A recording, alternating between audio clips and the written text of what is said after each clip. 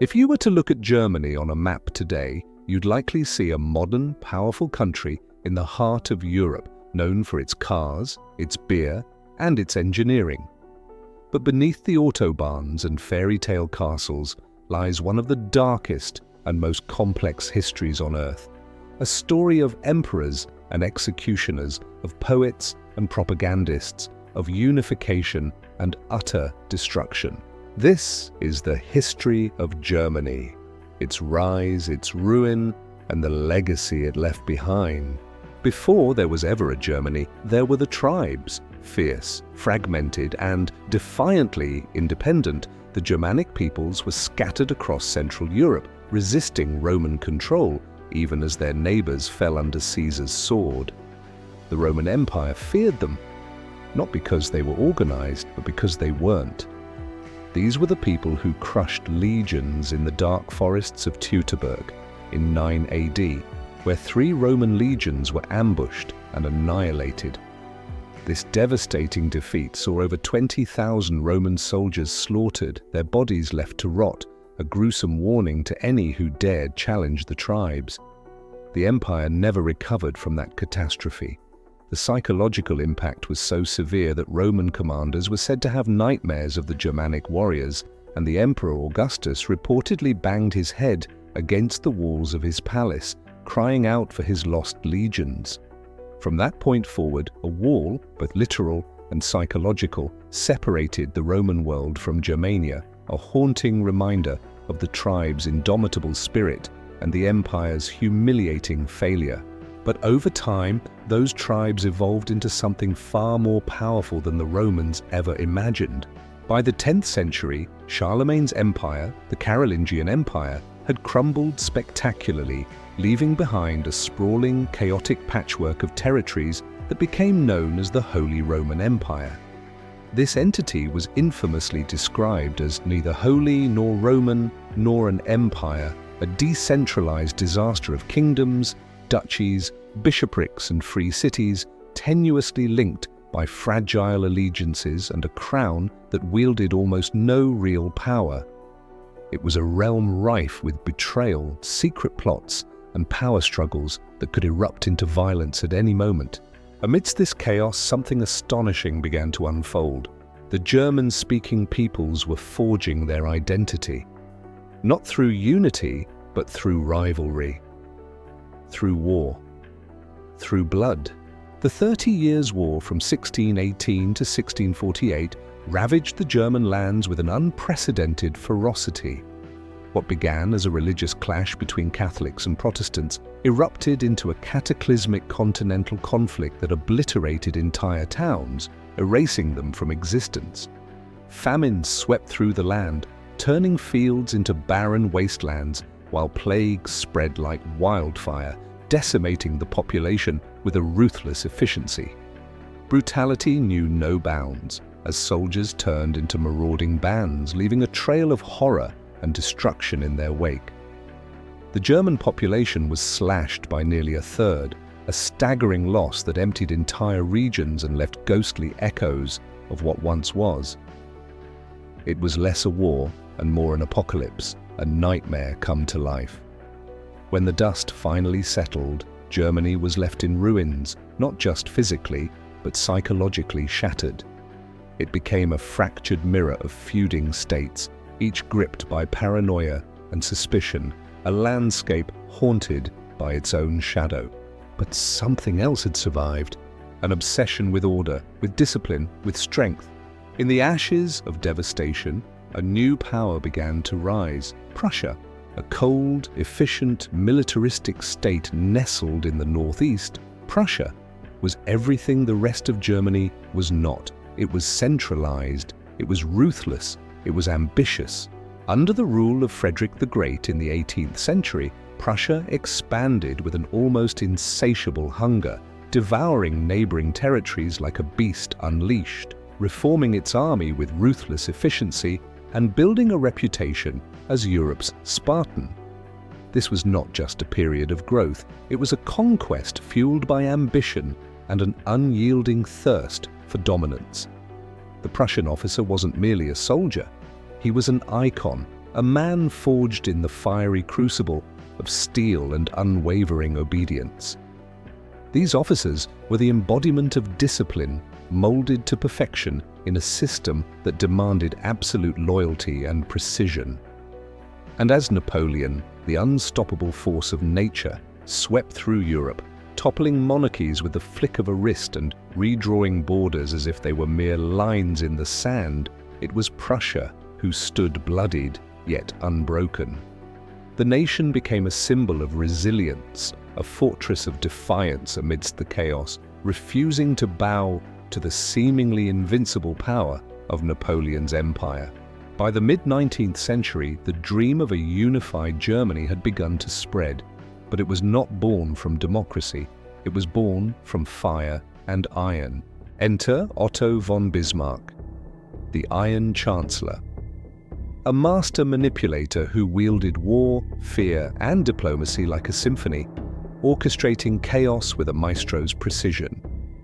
He ignited conflicts with Denmark, Austria, and finally, France, each war a calculated move in his grand design. With Denmark, he seized Schleswig and Holstein, setting the stage for further ambitions. Against Austria, he engineered the Austro-Prussian War, leaving the Habsburgs humiliated and sidelined. But it was the war with France that shocked the world. Bismarck's cunning manipulation of the Ems dispatch incited French fury, leading to the Franco-Prussian War. The conflict was brutal and swift, culminating in the siege of Paris, where starvation and desperation gripped the city. In 1871, in the opulent Hall of Mirrors at Versailles, the very heart of defeated France, the German Empire was proclaimed, a brazen act of triumph and humiliation. A new titan had risen from the ashes of war. Germany was no longer a collection of squabbling states. It was now an empire, united, armed and hungry for dominance, casting a long shadow over Europe. But beneath the glory, shadows lingered. Germany's unification wasn't a peaceful agreement. It was achieved through brutal conquest. Imagine entire towns waking up to the thunderous march of foreign troops. Their lives changed overnight. Democracy was merely a facade, a thin veil hiding the iron grip of the Kaiser and his ruthless generals. Picture secret meetings in dimly lit rooms where decisions that would alter millions of lives were made without a single vote cast by the people. As Germany's industrial power exploded, so did a dangerous cocktail of nationalism, militarism, and paranoia. Factories that once produced everyday goods now churned out weapons of war, while propaganda spread like wildfire, convincing citizens that enemies lurked around every corner. It was a time when suspicion could turn neighbors into spies, and the air was thick with the fear of impending conflict. The empire began to flex its muscles in unprecedented ways. Colonies sprang up across Africa, often at the expense of local populations who were forced into labor under brutal conditions. The naval buildup was astonishing, with ships the size of small cities, each equipped with artillery that could obliterate entire towns. This escalation was part of a heated rivalry with Britain, which saw both nations on the brink of war over the smallest provocations. When the Balkans erupted in 1914, Germany didn't just hesitate, they saw an opportunity. With lightning speed, they mobilized troops, sending shockwaves across Europe. The world watched in horror as Germany's aggressive stance threatened to plunge the entire continent into chaos. World War I was expected to be a quick and triumphant military campaign, a chance for nations to showcase their might and valor. However, it quickly devolved into a gruesome 4-year bloodbath that shocked the world. The trenches became horrific death traps where millions of young men met brutal ends. Soldiers lived in constant fear of deadly gas attacks which could silently kill or leave them with lifelong agony. The ground was soaked with blood and the air was filled with the stench of death. Entire generations of families were wiped out, leaving communities shattered and hollow. And when the war finally ended in 1918, Germany was not just defeated, it was left in utter disgrace. The Treaty of Versailles was a public humiliation, stripping Germany of its pride and power, leaving its people seething with resentment and despair. The Treaty of Versailles carved the empire apart, demanded impossible reparations, and forced Germany to accept full responsibility for the war. The economy collapsed. Hyperinflation ran wild. People carried wheelbarrows of cash to buy bread.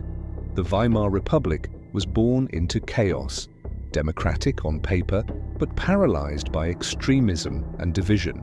And in that chaos, a monster was born, lurking in the shadows, waiting to unleash unimaginable horrors. His name was Adolf Hitler, a name that would become synonymous with terror and destruction.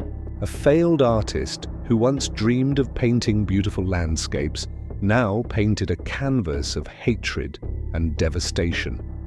A soldier turned agitator, he clawed his way from the trenches of World War I, carrying with him a festering bitterness that would soon poison an entire nation. His speeches were not just words, they were incendiary bombs, igniting a firestorm of rage and revenge in the hearts of the broken, the disillusioned, and the desperate. The Nazis didn't seize power overnight. They were ridiculed, arrested, dismissed as a fringe group of extremists. Yet beneath the surface they were plotting, scheming, ready to exploit any opportunity. The Great Depression was their golden ticket, a catastrophic economic collapse that shattered what little faith remained in the Weimar system. Families were starving, unemployment soared, and despair hung in the air like a thick fog. People were desperate for change, for hope, for a savior. By 1933, Hitler was appointed Chancellor, a seemingly impossible rise to power for a man once considered a nobody. And within months, democracy was dead, strangled in its cradle. The Reichstag fire, a suspicious blaze that many believe was orchestrated by the Nazis themselves, provided the perfect pretext to dismantle civil liberties. The Enabling Act was passed, granting Hitler dictatorial powers. The world watched in shock and disbelief as a nation spiraled into darkness, led by a man who promised salvation but delivered only suffering and slaughter. What followed was one of the darkest and most horrifying chapters in human history. The Third Reich wasn't just a government, it was a sinister cult, a monstrous death machine driven by racial hatred, relentless propaganda, and paralyzing fear. Jews, Roma, disabled individuals, communists, and homosexuals were all mercilessly branded as enemies of the state. The Nuremberg laws cruelly stripped millions of their rights, turning them into ghosts in their own land. Kristallnacht wasn't just a night of broken glass, it was a terrifying storm of violence that shattered lives and families, leaving streets littered with shattered dreams and blood. And as the world stood by in shock and disbelief, Germany's factories roared to life, churning out weapons and machinery for a war that would engulf the globe. Families were torn apart, children disappeared into the night, and entire communities vanished, leaving only echoes of their existence. The chilling march towards destruction was relentless, and humanity watched, helpless and horrified, as the darkness spread. In 1939, Hitler invaded Poland with ruthless precision, sparking a devastating conflict that would engulf the entire globe. The world burned again as cities were reduced to rubble and millions of lives were shattered.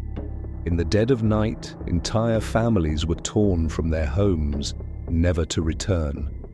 The skies were filled with the terrifying roar of bombers, and the ground shook with the relentless advance of tanks. In one shocking incident, Warsaw was mercilessly bombarded for days, leaving nothing but smoke and ruins. People hid in basements, clutching their loved ones as the world they knew crumbled around them.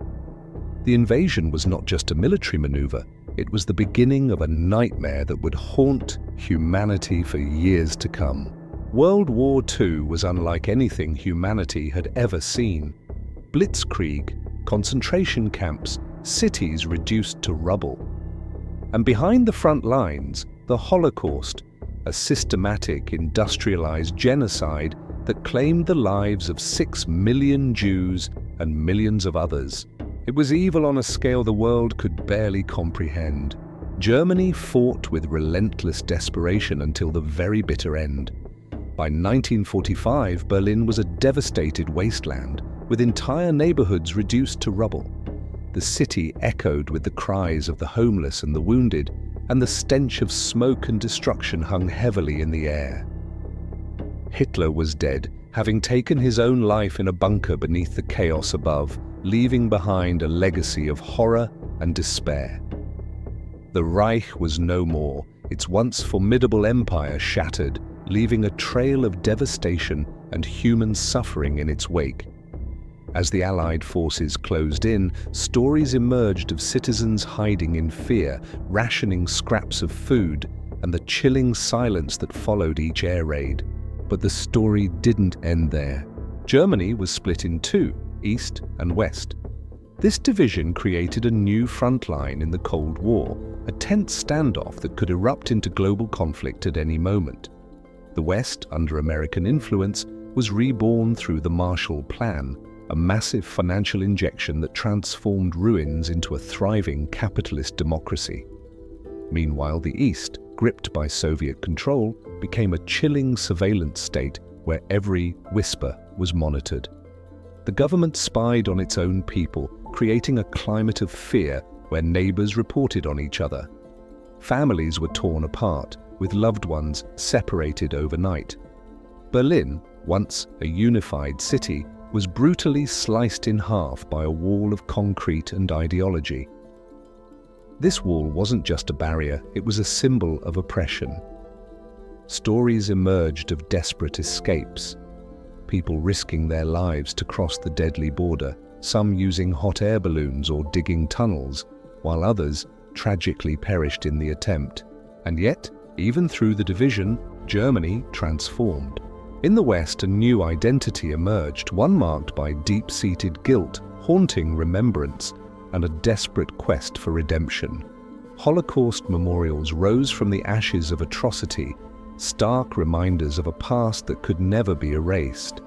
Education reforms swept through schools, ensuring that every child understood the horrors that once unfolded on their soil. The Constitution was rewritten, prioritizing human dignity above all else, a solemn promise to the world that such darkness would never rise again. The German people didn't just remember, they carried the weight of history, determined to rebuild not only their cities, but their very moral compass. And when the Berlin Wall crumbled in 1989, it was more than a political triumph. It was a moment of reckoning, a seismic shift that echoed through the corridors of history. Germany reunited not as an empire with dreams of conquest, not as a Reich with visions of supremacy, but as a democracy. A nation that had stared into the abyss of its own making and swore, with unwavering resolve, never to return. They had witnessed the depths of human depravity, from the chilling efficiency of concentration camps to the haunting silence of mass graves. The world watched, astonished, as a country once synonymous with terror transformed into a beacon of hope and resilience. Today, Germany is one of the world's strongest economies, a leader in diplomacy, a beacon of memory. But the shadows of its past still whisper. From tribal uprisings to world wars, from emperors to dictators, from unification to division to redemption. The history of Germany is not just dark. It's a warning. It's a story of how power can twist, how identity can be weaponized, how a civilized nation can lose its soul, and how, through pain, it can find it again. Let us know what you think in the comment section below. For more history videos, make sure you watch the recommended video that you see on the screen right now. Thanks for watching.